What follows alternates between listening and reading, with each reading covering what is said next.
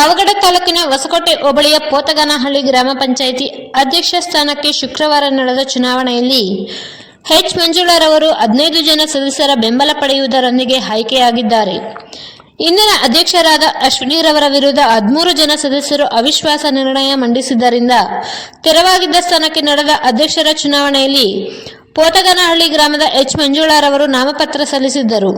ಇವರ ವಿರುದ್ಧವಾಗಿ ಅಶ್ವಿನಿ ಎಂಬ ಅಭ್ಯರ್ಥಿಯು ನಾಮಪತ್ರ ಸಲ್ಲಿಸಿದ್ದರು. ಒಟ್ಟು 18 ಸದಸ್ಯರನ್ನು ಹೊಂದಿದ್ದು, ಇದರಲ್ಲಿ 15 ಮತಗಳು ಮಂಜುಳರವರು ಪಡೆದರೆ ಅಶ್ವಿನಿರವರು 3 ಮತಗಳನ್ನು ಗಳಿಸಿದ್ದರಿಂದ ತಹಶೀಲ್ದಾರ್ ವರದರಾಜುರವರು ಚುನಾವಣಾ ಪ್ರಕ್ರಿಯೆ ಪೂರ್ಣಗೊಳಿಸಿ ಎಚ್ ಮಂಜುಳರವರನ್ನು ಅಧ್ಯಕ್ಷರನ್ನಾಗಿ ಆಯ್ಕೆ ಮಾಡಿ ಅಧಿಕಾರ ವಹಿಸಿಕೊಟ್ಟರು.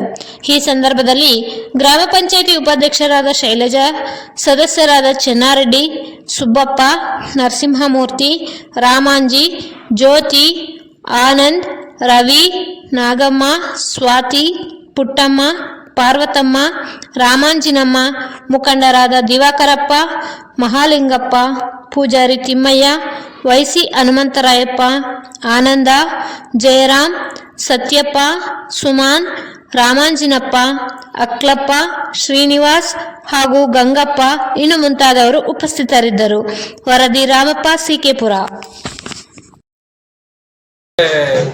ಉಪವಿಭಾಗಾಧಿಕಾರಿಗಳು ಸೂಚನೆ ಕೊಟ್ಟ ತಕ್ಷಣ ಮಾನ್ಯ ತಹಸೀಲ್ದಾರ್ ಅವರು ದಿನಾಂಕ 24/1/2025 ನಿಗದಿಗೊಳಿಸಿ ಇಂದು ಚುನಾವಣೆ ನಡೆಸಿದರು, ಅಧ್ಯಕ್ಷರ ಚುನಾವಣೆ.